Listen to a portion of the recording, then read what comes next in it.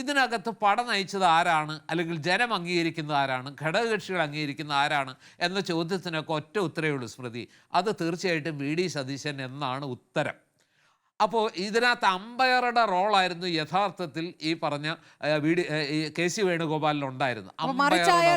പക്ഷേ അമ്പയർ കളി കഴിഞ്ഞ ഉടനെ ശ്രീ പുടിപാറ, മറിച്ചായാൽ ജനത്തെ പറ്റിക്കുന്ന ഒരു തീരുമാനമാണ്. തീർച്ചയായിട്ടും ഒരു സംശയമില്ല, പറ്റിക്കുന്ന ഇത് എന്ന് തന്നെയാണ് അതിൻ്റെ അർത്ഥം. അമ്പയർ അതുവരെ കളി നിയന്ത്രിച്ച ആൾ കളി കഴിഞ്ഞപ്പോൾ കപ്പെടുക്കാൻ വരുന്നത്, പണിയെടുത്ത ആൾക്ക് വേണം പ്രതിഫലം. യഥാർത്ഥത്തിൽ 5 വർഷം ഈ മുന്നണിയെയും ഈ പാർട്ടിയെയും നയിച്ച് അവർക്ക് ആത്മവിശ്വാസം കൊടുത്ത് ഇതുപോലൊരു വലിയ തെരഞ്ഞെടുപ്പ് ജയിക്കാനുള്ള ഒരു കരുത്തും അതുപോലെ തന്നെ ഒരു പോരാട്ട വീര്യവും പകർന്നു നൽകിയത് വി ഡി സതീശനാണ്. വി ഡി സതീശൻ മാത്രമായിരിക്കില്ല, പക്ഷേ വി ഡി സതീശൻ എന്ന കപ്പിത്താനാണ് ഈ കപ്പലിനെ വിജയതീരത്തേക്ക്, UDF എന്ന് പറയുന്ന കപ്പലിനെ വിജയതീരത്തേക്ക് അടുപ്പിച്ചത് എന്ന കാര്യം ഇനി ആരൊക്കെ നിഷേധിച്ചാലും നമുക്ക് അംഗീകരിക്കാൻ കഴിയുന്നതല്ല. നമ്മളെല്ലാം ആ കാഴ്ച കണ്ടതാണ്.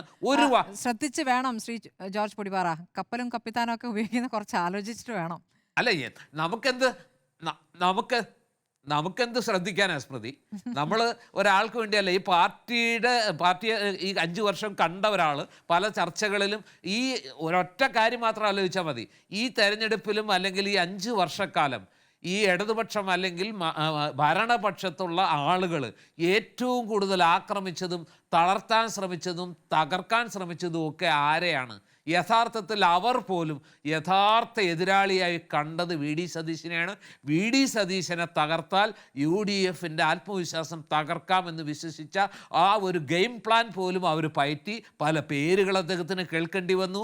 സോഷ്യൽ മീഡിയയിലും യൂട്യൂബ് ചാനലുകളിലും അദ്ദേഹം ഏറ്റുവാങ്ങിയ കല്ലേറുകൾക്ക്, ആക്ഷേപങ്ങൾക്ക്, പുലഭ്യങ്ങൾക്ക് പോലും ഒരു കണക്കുമില്ല. എന്നിട്ടും അവസാനം വന്നപ്പോൾ അദ്ദേഹത്തിന് പാർട്ടി അദ്ദേഹത്തെ അദ്ദേഹത്തിന് അർഹിക്കുന്നൊരു സ്ഥാനം കൊടുക്കാൻ പാർട്ടിക്കൊരു താല്പര്യമില്ല എന്ന് വന്നാൽ വല്ലാത്തൊരു കൃതജ്ഞത തന്നെ, വല്ലാത്തൊരു നന്ദികേടെന്ന് എനിക്ക് പറയാൻ കഴിയും.